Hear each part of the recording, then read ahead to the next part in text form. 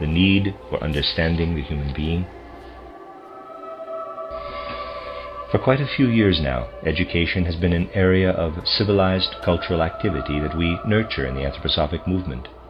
And it will become obvious in these lectures that it is specifically in this area that we can look back with some satisfaction at what we have done.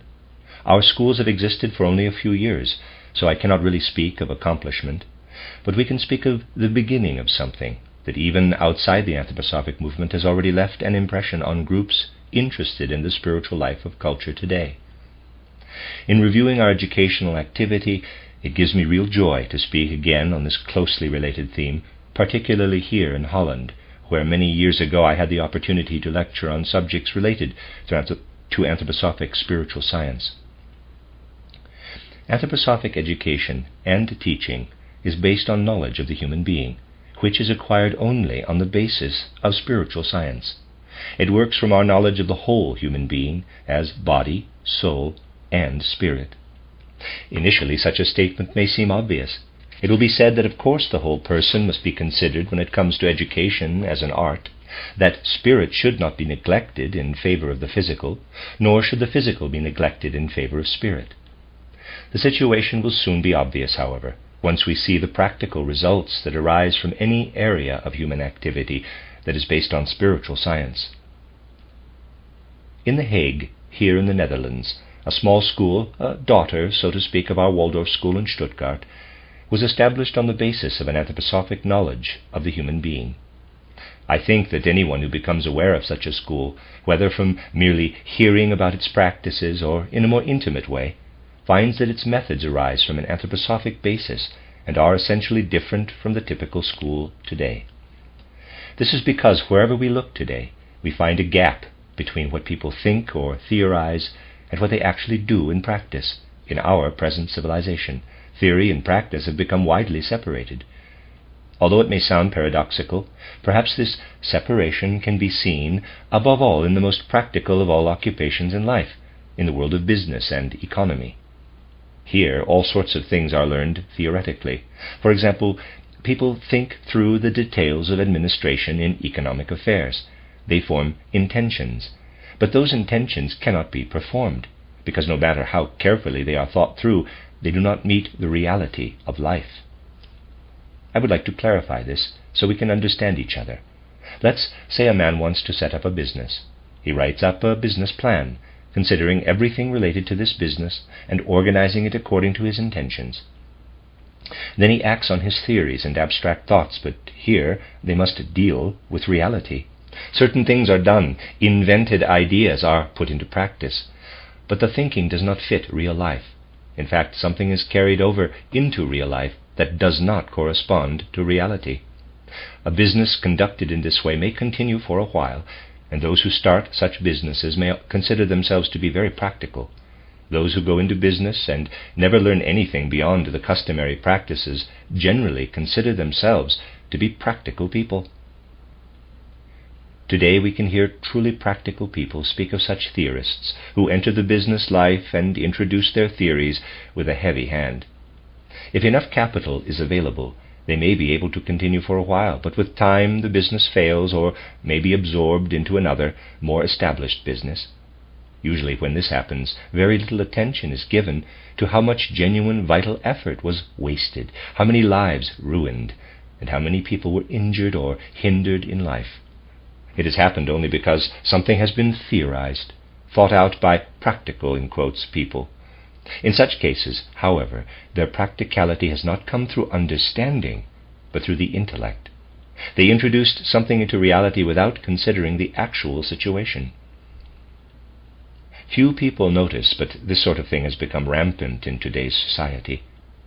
Now, the only area where such matters are understood, where it is recognized that such a procedure does not work, is in the application of mechanical engineering.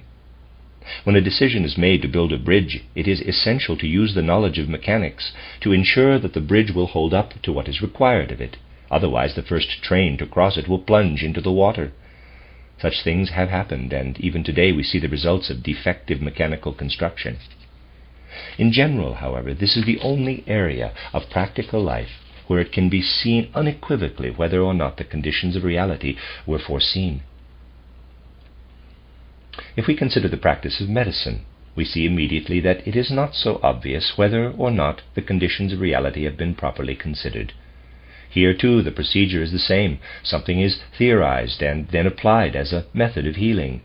It is indeed difficult to perceive when there is in fact a cure, when it is a person's destiny to die, or when one has simply been, quote, cured to death, unquote. The bridge collapses because of defects in construction, but it is not so easy to see what causes a sick person to get worse, to be cured, or to die. Likewise, in the realm of education, it is not always possible to see whether growing children are being educated according to their needs or according to the fanciful methods of experimental psychology.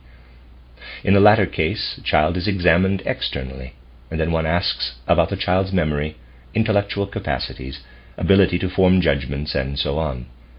Educational goals are frequently formed in this way, but how are they carried into life? They sit firmly in the head, that is where they are. Teachers know in their heads that a child must be taught arithmetic one way, geography another, and so on, and then the intentions are to be put into practice. Teachers must consider all that they have learned and recall that according to the precepts of scientific educational methods, they must proceed in a particular way. Then, when faced with putting their knowledge into practice, they recall various theoretical principles and apply them in an external way. Those who have a gift for observing such things can experience how teachers, even when they have thoroughly mastered educational theories and can recite everything they had to learn for examinations or in practical classroom teaching, may nevertheless remain completely separate from life when faced with the children they must teach. What happened to such teachers is the same thing we are forced to observe with sad hearts, daily and hourly. The fact that people pass one another by in life, that people have no sense for really getting to know one another. This situation is common, and the fundamental evil behind all the frequent social disturbances in today's society. It is the failure to acknowledge others, and the lack of interest that people should show toward one another. In everyday life we must accept this state of affairs. It is the destiny of modern humanity at the present time. But such aloofness reaches its apex when the teachers of children and young people stand separate and apart from their students while employing conventional scientific methods in a completely external way. When a bridge collapses, we can see that the laws of mechanics have been applied incorrectly, but wrong educational methods are not so obvious. People today are comfortable only when it comes to mechanical thinking, which can always determine whether things have been thought out rightly or wrongly, and which has led to the most brilliant achievements in modern civilization. This is clear from the fact that humanity today has confidence only in mechanical thinking. It is an indication that people no longer have a natural talent for approaching children themselves when mechanical thinking is carried into education. When, for example, children are asked to write out disconnected words and then repeat them quickly so that the teacher can record their powers of assimilation. We experiment with children because we are no longer able to approach their hearts and souls. Having said all this, it might seem as though we are merely inclined to criticize and reprove with an air of superiority. It is, of course, always easier to criticize than to build constructively. As a matter of fact, however, what I have said does not come from such an inclination or desire. It comes from observing life in a direct way. And such observation of life must arise from something that is usually completely absent from today's knowledge. What kind of person does it take to pursue a calling based, for example, on knowledge of the human being? One must be objective. This can be heard everywhere today, in every hole and corner. Of course we must be objective, but the question has to do with whether or not such objectivity is based on a lack of attention to what is essential in any given situation. In general, people have the idea that love is the most subjective thing there is in life, and that it would be impossible for anyone to love and to be objective at the same time. Consequently, when people speak of knowledge today, love is never mentioned in a serious way. True, when young people apply themselves to acquiring knowledge, it is considered appropriate to encourage them to do so with love. But this is usually done while the whole presentation of knowledge is very unlikely to develop love in anyone. In any case, the essence of love, giving oneself to the world and its phenomena, is certainly not considered to be knowledge. Nevertheless, for real life, love is the greatest power of knowledge. Let me read that again. Nevertheless, for real life, love is the greatest power of knowledge. And without this love, it is impossible to acquire knowledge of the human being, which forms the basis of any true art of education. Let us try to picture this love and see how it can work in the special sphere of an education based on knowledge of the human being, as drawn from spiritual science or anthroposophy.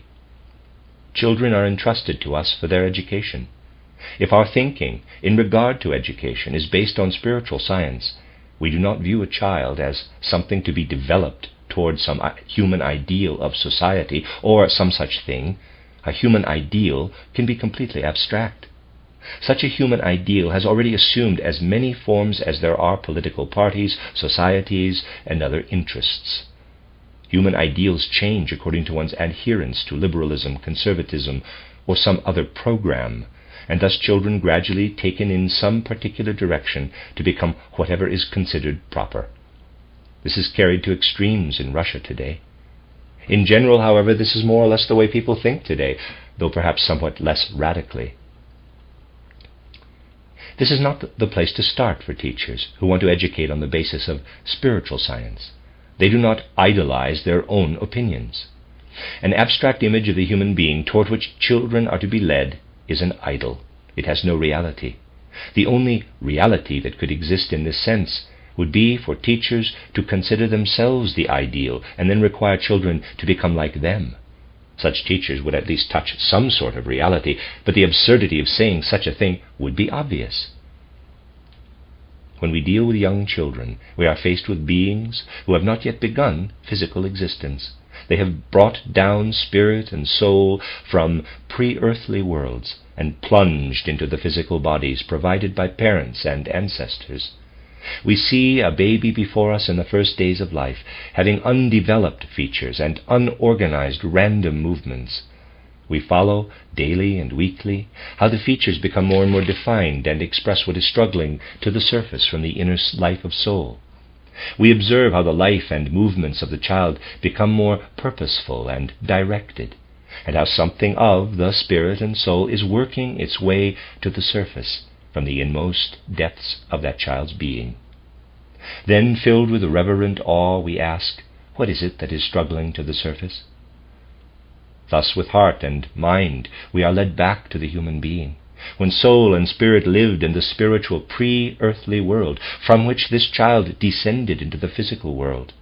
And we might say, little child, now that you have entered into earthly existence through birth, you are among human beings. Previously, however, you were among spiritual divine beings.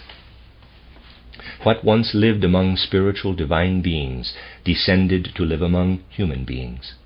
We see the divine manifested in the child. We have a sense of standing before an altar.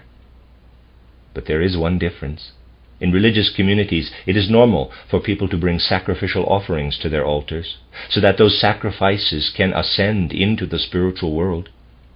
Now, however, we have a sense of standing before an altar turned the other way. The gods allow their grace to flow down in the form of divine spiritual beings, so that those beings, acting as messengers of the gods, may reveal what is essentially human on the altar of physical life. We see in every child the revelation of divine spiritual cosmic laws. We see the way God creates in the world. In its highest, most significant form, this is revealed in the child. Hence every single child becomes a sacred mystery to us, because every child embodies this great question. It is not a question of how to educate children to approach some ideal that has been dreamt up. It is a question of how to nurture what the gods have sent to us in the earthly world. We come to see ourselves as helpers of the divine spiritual world, and above all we learn to ask what will happen if we approach education with this attitude of mind. True education proceeds from exactly this attitude. The important thing is to develop our teaching on the basis of this kind of thinking. Knowledge of the human being cannot be gained unless love for humankind, in this case love for a child, becomes the mainspring of our efforts. If this happens, then a teacher's calling becomes a priestly calling, since an educator becomes a steward who accomplishes the will of the gods in a human being. Again, it may seem as though something obvious is being said here, though in a slightly different way, but this is not the case. Indeed, the very opposite occurs in today's anti-social world order, which merely wears the outer semblance of being social. Educators pursue an idol for humankind, failing to see themselves as nurturers of something that must first come to understand when facing a child. A mental attitude such as I described cannot work in an abstract way. It must work spiritually, while always keeping the practical in view. Such an attitude, however, can never be acquired by accepting theories that are unrelated and alien to life. It can be gained only when you have a sense for every impression of life and are able to go with love into all its manifestations. There's a lot of discussion today about reforming education. Ever since the war, there has been talk of a revolution in education, and we have experienced this. Every conceivable approach has been tried, and almost everyone is concerned, one way or another, about how to carry out these reforms. One either approaches an institution about to be established, proposals in hand, or at least makes this or that suggestion about ways to shape education, and so it goes. There is much talk about methods of education, but do you see the kind of impression all this makes, when in an unbiased way you look at what the various reform groups, down to the most radical, present as their educational programs? I don't know if very many people consider what sort of impression it makes when we are faced with so many programs from groups advocating for educational reform. One certainly gets the impression that people are very smart today. Indeed, all these solutions are tremendously clever.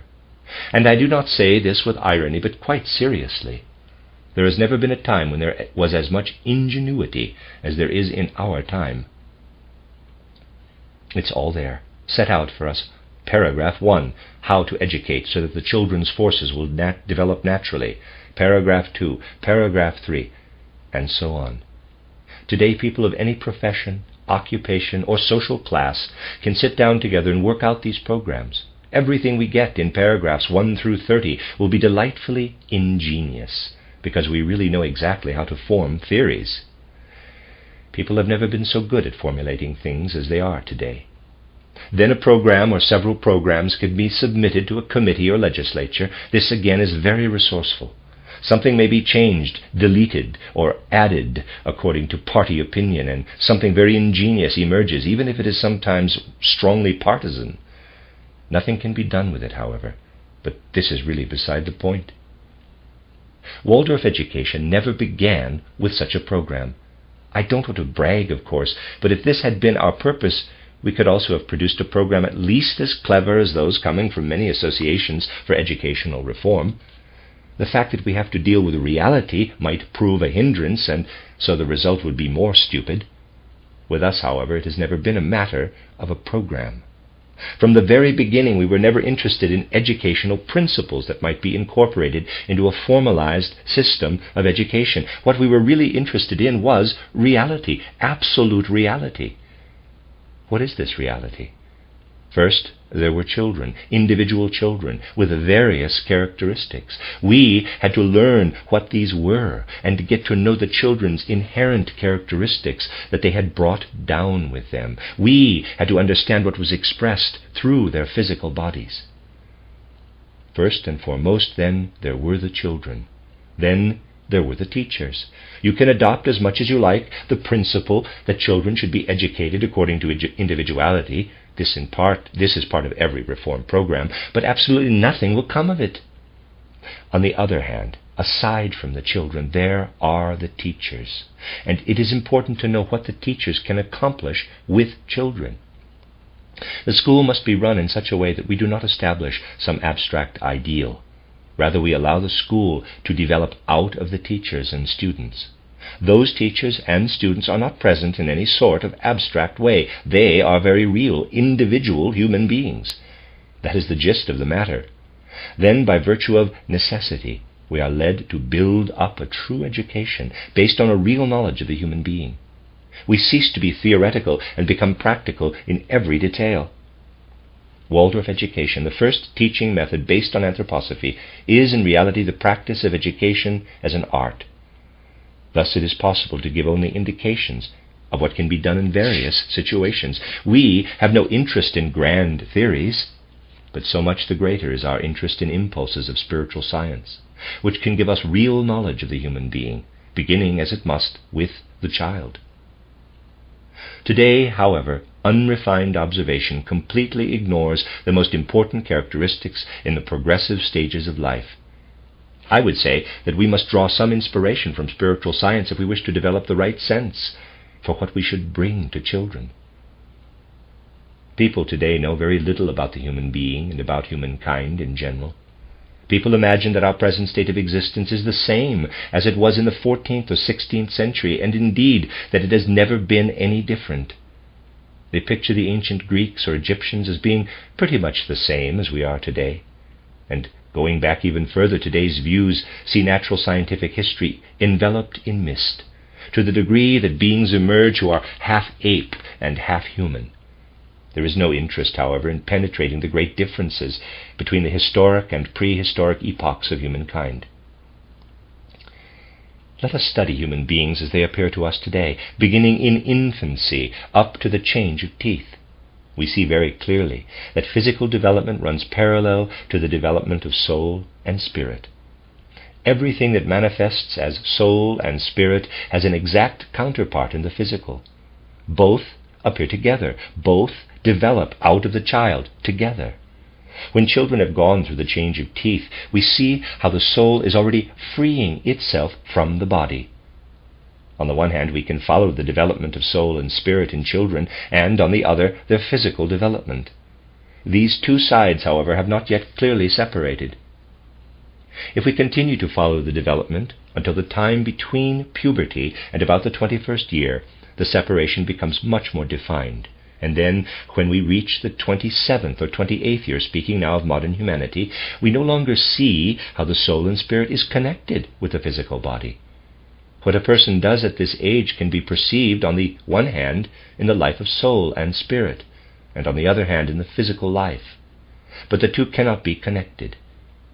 By the end of the 20s, a person's soul and spirit has separated completely from what is physical, and so it goes on until the end of life. Nevertheless, this is not the way it has always been. It is merely a belief to think that it was. Spiritual science, studied anthroposophically, clearly shows us a fact that has simply not been noticed. What we see in children at the present stage of human evolution persisted at one time right into extreme old age. In their being of soul and spirit, children are completely dependent on the physical body, and their physical nature depends completely on their being of soul and spirit. If we go very far back to the times that produced the concept of a, quote, patriarch, unquote, we can ask ourselves what sort of man a patriarch was. The answer must be something like this. Such a man, in growing old, changed in terms of his physical nature, but even at an extremely old age, he continued to feel as only very young people feel today. Even in old age, he sensed that his being of soul and spirit was dependent on his physical body. Today we no longer have the sense that our physical body depends on the way we think and feel. But in ancient times, a dependence of this kind was experienced. After a certain age of life, however, people also felt that their bones became harder and that their muscles contained certain foreign substances that brought about a hardened condition. They felt their life forces waning. But along with this physical decline, they also experienced an increase of spiritual forces brought about by the breaking up of the physical. The soul was being freed of the physical body. This is how they experienced the beginning of this process of physical decline. Having reached the age of a patriarch, the body was breaking up, and the soul was most able to free itself from the body so that it was no longer within it. This is why people looked up to the patriarchs with such devotion and reverence. They knew how it would be for them one day in old age. In old age one could know and understand things, penetrating to the heart of matters in a way that was not yet possible while one was still building up the physical body. During those ancient times, one would be able to look into a world order that was both physical and spiritual, but this was in a very remote past. Then came a time when people felt this interdependence of the physical and spiritual until only about the 50th year. This was followed by the Greek age. The special value of the Greek epoch rests on the fact that they were able to feel the harmony between the spirit and the physical body. The Greeks felt this harmony until their 30s or 40s. In the circulation of the blood, they still experienced what united the soul with the physical. The wonderful culture and art of the Greeks was based on this unity. It transformed everything theoretical into art, and at the same time filled their art with wisdom. In those times, sculptors worked in such a way that they had no need for models, because in their own organization they were aware of the forces that permeate the arms or legs, giving them form. This was learned, for example, in the festival games. Today, however, even when such games are imitated, they have no meaning. If, however, we have a sense for the development of humankind, we know what has really taken place in human evolution. To be precise, we also know that today a parallel exists between the physical body and the spirit only until the age of 27 or 28. Most people observe this parallel only until the age of puberty. Thus we know how divine spirit springs up and grows from the developing human being. We then feel the necessary reverence for our task of developing what meets us in a child, that is, to develop what is given to us, not abstract theoretical formulas. Our thoughts are thus directed to knowledge of the human being, based on the individuality in the soul. If we absorb these universal historical aspects, we will also be able to approach every educational task in an appropriate way. In this way, another life is brought into the class when the teacher enters it. The teacher carries the world into it, the physical world and the world of soul and spirit. The teacher is thus surrounded by an atmosphere of reality, a real concept of the world, not one merely thought out and intellectual. The teacher will then be surrounded by a world imbued with feeling. Now if we consider what has just been presented, we realize a remarkable fact. We see that we are establishing an education that by degrees will represent in many ways the very opposite of the characteristic impulse in education today. All sorts of comedians who have some knack for caricature frequently choose the school teacher as an object for the purpose of derision. And any teacher with the necessary sense of humor can turn the tables on those comedians, but this is not the point. Even when teachers are versed in modern educational methods and take them into school with them, if they lack the means to understand the children they must deal with, how can they be anything but strangers to the world? With the school systems we have today, one cannot be anything else. Teachers are torn out of the world. We are faced, therefore, with a truly remarkable situation. Teachers are alienated from the world, but they are nevertheless expected to train human beings to go out and prosper in the world. Let us imagine, however, that the things we have been speaking of today become an accepted viewpoint.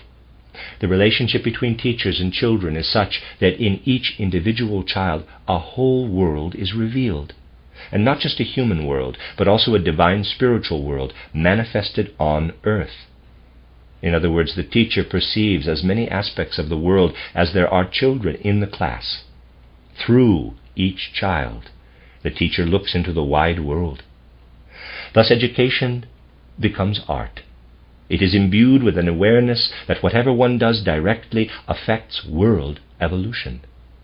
Teaching in this sense leads teachers in the task of educating and developing human beings to a lofty world view.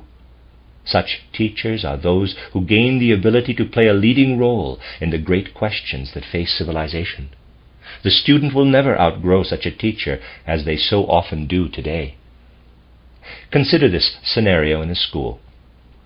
Imagine that a teacher has to educate according to some idea or preconceived image of the human being. Let's say that she has 30 children in her class.